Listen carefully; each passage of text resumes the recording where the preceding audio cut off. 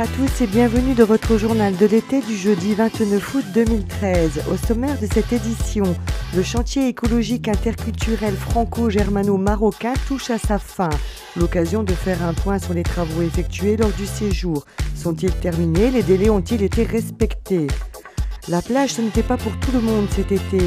Certains ont choisi de se lancer dans de nouvelles aventures commerciales. Un magasin de prêt-à-porter a ouvert ses portes à Gravelines. Le championnat de France Océan Racing a commencé cet après-midi à Petit-Fort-Philippe. Hier, c'était la compétition va à vitesse. Les athlètes avaient pris place au parc des Rives de la Haye pour s'affronter sur de drôles de bateaux.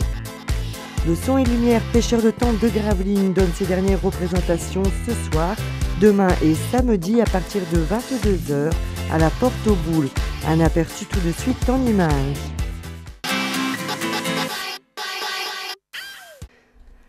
Durant les 3 semaines, les jeunes ont découvert différents métiers et leurs techniques, parmi eux la maçonnerie, la menuiserie et la peinture. Avec le groupe français et le groupe allemand, c'était le projet de créer une scène pour le village des enfants.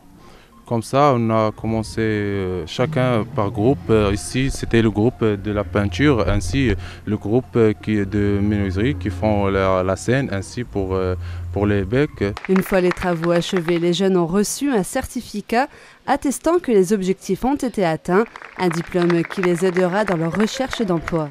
Nos objectifs, nous, on l'espère vivement, ce genre de projet permet aussi de développer ses compétences personnelles et sociales. Et ça, c'est un certificat qui l'atteste. Sur le marché de l'emploi, s'ils ont participé à un tel projet, ça leur fera une corde de plus à leur arc. Donc ça sera forcément un atout. C'est d'ailleurs ce que souhaite vivement Tristan Vasselin de Gravelines. Ça va m'aider pour chercher du travail, parce que j'ai pas beaucoup de trucs sur mon CV, quoi. Enfin, j'ai rien. Donc ça va beaucoup m'aider. Pour Enes Mouhib, le jeune Marocain, l'expérience a été enrichissante, notamment du côté culturel du projet. Oui, bien sûr, parce que j'ai eu plein d'expériences ici, ainsi que j'ai développé ma langue française et aussi ma langue allemande, parce que je parle les 3 langues. Et aussi pour le travail, j'ai bien développé pour ainsi programmer mon temps et plein de choses. Cuisinier, on était en train de chaque journée, chacun fait la cuisine pour l'autre groupe. On fait un groupe trinational. Ainsi pour les animations et tout, c'était plein de choses. C'était 3 semaines comme 3 mois. Tous se gardent donc un bon souvenir du chantier écologique interculturel franco-germano-marocain. D'ailleurs, l'empreinte de cet échange est gravée à jamais sur l'un des murs de la ferme d'Olé. Prêt-à-porter, bijoux et maroquinerie, ce sont les articles proposés chez Bellas. Un magasin qui a ouvert ses portes le 1er août dernier à Gravelines. Marie, la gérante, a souhaité se démarquer en proposant un éventail d'articles aux clients. Ils recherchent des bons produits, mais à prix raisonnable, quoi. C'est surtout ça. Et aussi, ils sont contents aussi que j'ai de la maroquinerie, puisque c'est aussi important, quoi. Je veux dire, il n'y a pas grand-chose dans le coin en maroquinerie. En plus, j'ai un rayon grande taille, donc ça c'est super important parce que les personnes n'arrivent pas à trouver à s'habiller. Donc je suis contente. Ça marche vraiment bien aussi. Les messieurs ne sont pas mis de côté, Bellas leur propose aussi une collection de vêtements. Et quant aux dames, elles pourront apprécier une gamme singulière.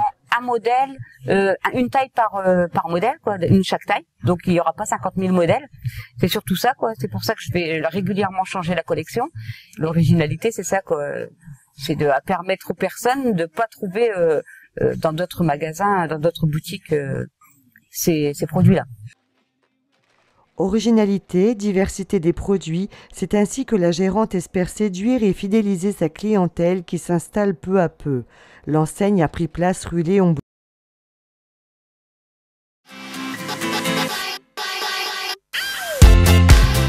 Gravelines accueille depuis mercredi les championnats de France de va à vitesse que vous voyez à l'image et d'Océan Racing. Entendez par là la pirogue polynésienne.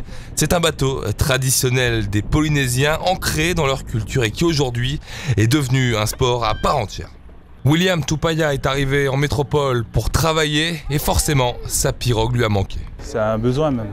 C'est-à-dire si même une semaine sans faire de la pirogue, on est malade, quoi. Ouais. Il n'a pas eu de mal donc à trouver un club tant la pirogue s'est démocratisée en métropole. Ça nous fait plaisir que tout le monde pratique notre sport. Même on aimerait que ça devienne un jour un sport olympique. Et contrairement au canoë ou encore à l'aviron, la pirogue elle semble être plus abordable pour ceux qui veulent s'essayer au sport de pagaie ou de rame. Il y a une meilleure glisse en pirogue qu'en kayak et qu'en canoë. Et avec une pirogue, on peut faire plus de choses. On peut faire de la vitesse en V1 comme ici. On peut faire du surf dans les vagues. C'est plus stable, plus facile à pratiquer.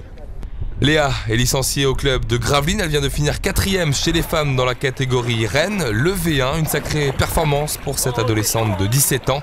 Elle s'alignera également dans les courses en mer de l'OSN Racing entre Calais et Gravelines à partir d'aujourd'hui. Vous pourrez d'ailleurs découvrir son portrait dans nos prochaines éditions.